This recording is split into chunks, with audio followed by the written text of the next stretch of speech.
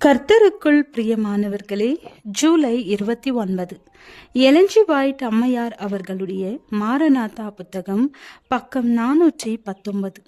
இன்றைய தியானத்திற்காக தெரிந்து கொள்ளப்பட்ட தலைப்பானது வெளிப்படுத்துதல் 18ஆம் தூதன். வசனம் வெளிப்படுத்துதல் 18வது அதிகாரம் 1வது வசனம். இவைகளுக்கு பின்பு வேறொரு தூதன் மிகுந்த அதிகாரமுடையவனாய் வானத்திலிருந்து இறங்கி வர கண்டேன். அவனுடைய மகிமையினால் பூமி பிரகாசமாயிற்று. வெளிப்படுத்துதல் 18ஆம் அதிகாரத்திலுள்ள தீர்க்க தரிசனங்கள் அனைத்தும் வெகு சீக்கிரத்தில் நிறைவேறுதலடையும். 3ஆம் தூதனின் தூது கூறி அறிவிக்கப்படும் போது பின்பு வேறொரு தூதன் மிகுந்த அதிகாரமுடையவனாய் வானத்திலிருந்து இறங்கி வர கண்டேன். அவனுடைய மகிமையினால் பூமி பிரகாசமாயிற்று. வெளிப்படுத்துதல் 18:1. தங்களை ஒப்படைத்த உபகரணங்களாகிய மானிடரை கர்த்தரின் ஆவியானவர் மிக கனிவோடு ஆசீர்வதிப்பார்.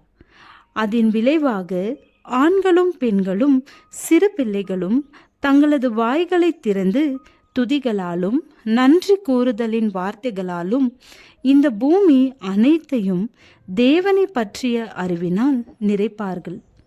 சமுத்திரத்தில் தண்ணீர் நிறைந்திருப்பது போல பூமி அவரது ஏராளமான மகிமையினால் நிறைந்திருக்கும்.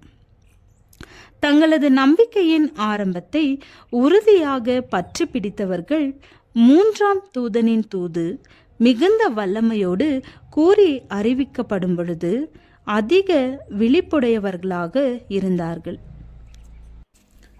சபை உரத்த சத்தத்தின் காலத்திலே உயர்த்தப்பட்டு ஆண்டவர் தம் அருளால் தலையிட்டு உதவி அளித்ததின் மூலமாக இரட்சிப்பின் அறிவை ஏராளமாக பரவ செய்தது. அதன் பயனாக ஒவ்வொரு பட்டணத்திலும் நகரத்திலும் வெளிச்சம் சென்றடையும்.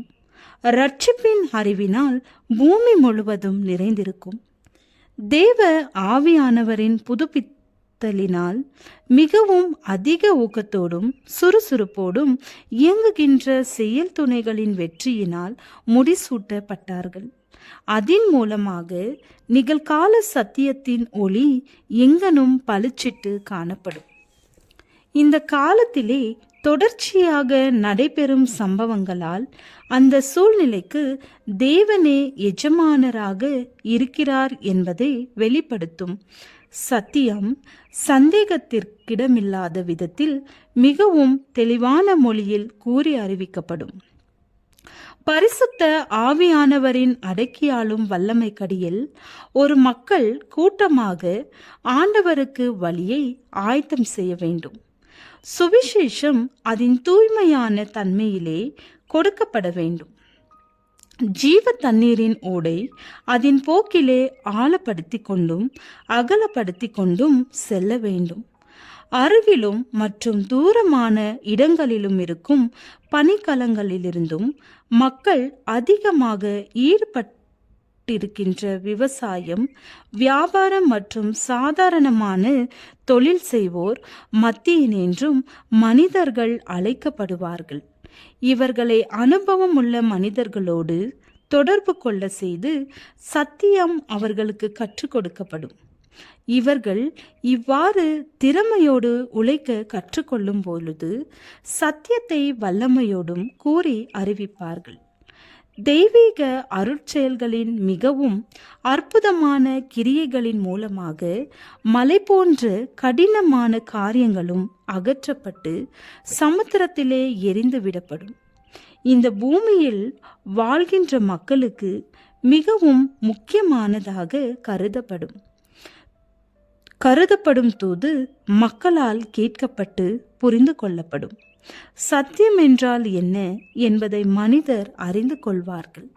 முழு உலகமும் எச்சரிக்கப்பட்டு தீரும் வரை ஊழியம் மேலும் மேலும் இன்னும் அதிகமாக முன்னேறும். அதன் பிறகு முடிவு வரும். ஜெபம். உள்ளத்தை முழுமையாக தருகிறோம். எங்களை ஏற்றுக்கொள்ளும் எங்கள் தேவனே. ஆமென்.